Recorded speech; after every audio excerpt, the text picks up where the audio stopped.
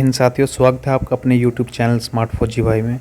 तो साथियों, आज हम बात करेंगे एमटीएस एग्जामिनेशन 2020 के बारे में।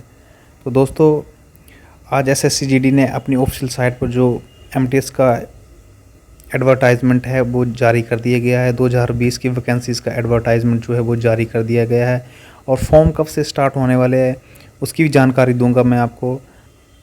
और जो भी कैंडिडेट्स जो है वो एमटीएस की तैयारियां करने वाले हैं तो उनके लिए बहुत ही अच्छी न्यूज़ है ये। तो चलिए, सबसे पहले हम बताते हैं कि कब से फॉर्म जो है ऑनलाइन इनका स्टार्ट होने वाला है और कब एग्ज़ाम होना है इनका एमटीएस का। और इसमें दो एग्ज़ामिनेशन होते हैं, एक प्री होता है और एक आपका ऐसे टाइप होता है जो टियर 2 जिसे बोला जाता है। एक टियर 1 एक टियर 2 का होता है, ठीक है। तो ये आपके सामने नोटिस है दोस्तों, ठीक है। तो multitasking non technical staff examination 2020, okay. तो date for submission of online application 5 फरवरी 2021 से लेकर 21 मार्च 2021 तक ऑनलाइन अप्लाई करने की डेट है दोस्तों, 5 फरवरी से 21 मार्च तक, ठीक है। और लास्ट डेट है रिसिप्ट ऑफ ऑनलाइन एप्लीकेशन, ये है 21 मार्च 2021 11:30, ठीक है। और last date for making online fee payment 23 March 2021 11:30, ठीक है। और इसके बाद है last date for generation of offline challan 25 March. Last date for payment through challan during working hours of banking 29 March 2021। और जो यहाँ पर बात आती है मेन, जो आपका सीबीटी होगा, ठीक है, सीबीटी वो कब होगा। सीबीटी है यहाँ पर जो शेड्यूल किया है टायर 1 का, वो किया है 1/7/2021 को। 1/7/2021 से लेकर 20/7/2021 तक, तकरीबन 19-20 दिन आपका जो है एग्ज़ाम चलेगा ये टायर 1 का। और जो date of tier 2 examination descriptive paper, जो आपका ऐसे टाइप का पेपर होता है, ठीक है, इसमें ऐसे लिखना होता है आपको, वो है 21/11/2021 को ये शेड्यूल किए गए हैं। इसमें चेंजेस भी हो सकते हैं दोस्तों। तो 21/11/2021 को ये शेड्यूल किए गए हैं। और अब नीचे हम बात करते हैं आगे क्या क्या प्रोसीजर है, वो हम आपको यहाँ पर दिखा देते हैं, ठीक है। वैकेंसीज अभी इन्होंने डिसाइड नहीं की है, डिक्लेयर नहीं की है वैकेंसीज, यहाँ पर बताया हुआ है details about vacancies will be provided in due course. तो जो आपको वैकेंसी की डिटेल है वो इसमें बीच में बता दी जाएगी। अपडेटेड वैकेंसीज जो अपडेट करके आएगी वैकेंसीज विद ड्यू कोर्स, इसी उसमें मतलब जो इनका भर्ती का वो चलेगा प्रोसीजर, उसी में आपको बीच में एक अपडेट दी जाएगी, ठीक है। इफ़ एनी, यदि कोई will be made available on the website of commission, वो कमीशन की वेबसाइट पर आपको बता दी जाएगी। इन्होंने पाथ बता दिया है, ये ssc.nic.in candidates corner tentative vacancies, आप वहाँ पर चेक कर सकते हैं। नीचे आते हैं रिजर्वेशन का क्या क्राइटेरिया इसमें। Reservation will be provided for the schedule caste, SC, schedule tribe, ST, other backward classes, OBC, जो रिजर्वेशन वगैरह है उसके बारे में बताया एससी, एसटी, ओबीसी को। और ईडब्ल्यूएस, इकोनॉमिकली वीकर सेक्शन, और ESM, ex serviceman and person with disability, PWD etcetera, as per extent of government order. इस तरह जो गवर्नमेंट के इनका आदेश है उस हिसाब से इनको रिजर्वेशन दी जाएगी। अब नीचे बात करते हैं, यहाँ पर एसएससी ने इस बार बहुत ही ज़्यादा वो लिखा हुआ है इन्होंने। The commission makes the selection of candidate accordance with the vacancies reported by the concern user department for various post. तो जो एसएससी जो सिलेक्शन करेगा कैंडिडेट का वैकेंसीज के तहत, वो जो उनको डिपार्टमेंट अपनी रिक्त वैकेंसी देगा उसी पे वो भर्ती करेगा। The commission does not have any role in deciding the number of vacancies. जो एसएससी का कोई भी इसमें रोल नहीं कि वो ये नहीं डिसाइड करेगा कि कितनी वैकेंसी कम करनी है, कितनी बढ़ानी। जो उनको कंसर्न डिपार्टमेंट जिसके लिए वैकेंसी लेनी है वही उन्हें बना कर देगा, ठीक है। इसमें एसएससी का कोई रोल नहीं है वैकेंसी इंक्रीज़ और डिक्रीज़ करना।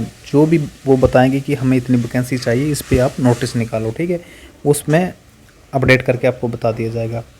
तो अब हम नीचे बात करते हैं, और जो इसमें एज क्राइटेरिया वो कितना है वो हम आपको इसमें बता रहे हैं, ठीक है।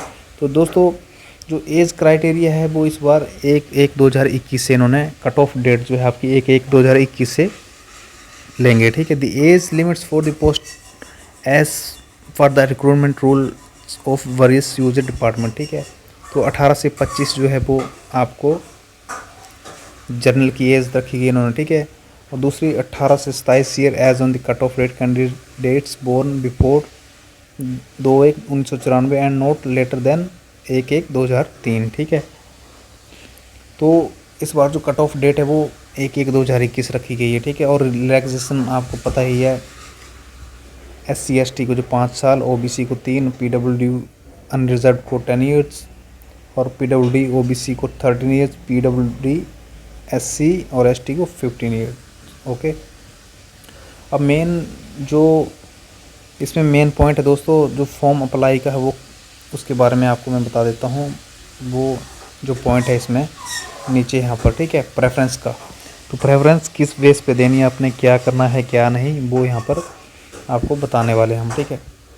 यहाँ पर ये 16.3 पैराग्राफ में दिया हुआ है कि candidates will be considered for selection against the vacancies of only those states UTs for which they have given their preference in the online application form. जो कैंडिडेट को उसी में कंसिडर सिलेक्शन, कैंडिडेट्स की सिलेक्शन जो वो उसी vacancy के against consider की जाएगी जिस स्टेट के लिए या फिर यूनियन टेरिटरी जो केंद्र शासित प्रदेश उसके लिए उसने प्रेफरेंस दी है। जैसे कि आप प्रेफरेंस दे रहे हैं इसमें दिल्ली, चंडीगढ़, हरियाणा, ठीक है, 3 ही प्रेफरेंस दिया आपने, ठीक है।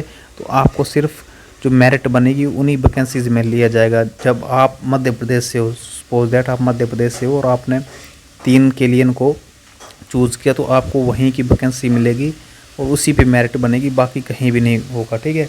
और इसके बाद बोला हुआ इन्होंने कि if candidate has opted for all state, अगर कैंडिडेट्स जो है वो सभी राज्यों के लिए और यूटी के लिए चूज़ करता है इसमें प्रेफरेंसेस, तो उसको जो है वो हर उसमें स्टेट की वैकेंसीज़ के तहत उसकी मेरिट बनती है, तो उस हिसाब से उसको उठा लिया जाएगा, ठीक है। सिंपल सा फंडा ये है उसका बताने का। अब नीचे हम इसमें पढ़ भी सकते हैं कि she has given the preference online application form for example, उदाहरण, ठीक है, उदाहरण के लिए if a candidate has given preference for only 3 states, अगर कैंडिडेट जो 3 स्टेट के लिए जो है प्रेफरेंस देता है, UTs of Delhi, Rajasthan and Haryana, Delhi, Rajasthan और हरियाणा के लिए, and all India, then he shall only be considered against the vacancies of Delhi, Rajasthan and Haryana, ठीक है। वो सिर्फ कंसिडर किया जाएगा दिल्ली, हरियाणा और राजस्थान के लिए, and all India and shall not be considered for any other states. और जो ऑल इंडिया बेस पे बता रहा है कि एनी अदर स्टेट के उस पर उसको नहीं लिया जाएगा, क्योंकि उसने चूज़ ही वो 3 स्टेट किए थे, इस वजह से उसको बाकी स्टेट का कुछ भी फ़ायदा नहीं मिलेगा। दोस्तों मेनली ये था कि ये क्या है उसमें, ये नीचे 16.4 preference of states UTs exercise by the candidate in the online application form will be treated as final, no changes, preference of states UT will be allowed later under any circumstances. दो ये उन्होंने बताया है कि जो preference है state और केंद्र शासित प्रदेश का, यूनियन टेरिटरीज का, वो अच्छे से भली भांति भर लें, दोबारा आपको मौका नहीं दिया जाएगा किसी भी परिस्थिति में चेंज करने का। दोस्तों तो ये था, अभी वैकेंसी जैसी भी अपडेट होंगी आपको हम बता देंगे। तो दोस्तों और मोड ऑफ सिलेक्शन आप यहाँ पर देख सकते हैं कि क्या क्या बताया हुआ है इन्होंने, वो इतना ज़्यादा डिटेल में जाने की ज़रूरत नहीं है। तो मेनली यही था, बहुत सारे कैंडिडेट्स जो है वो तैयारी कर रहे हैं, तो अच्छे से तैयारी कर लें इसके लिए। तो मिलते हैं नेक्स्ट वीडियो में वैकेंसीज़ के साथ, इसकी जो वैकेंसीज़ होगी अपडेट करके आपको बताएंगे। तब तक के लिए जय हिंद, जय भारत, वंदे मातरम।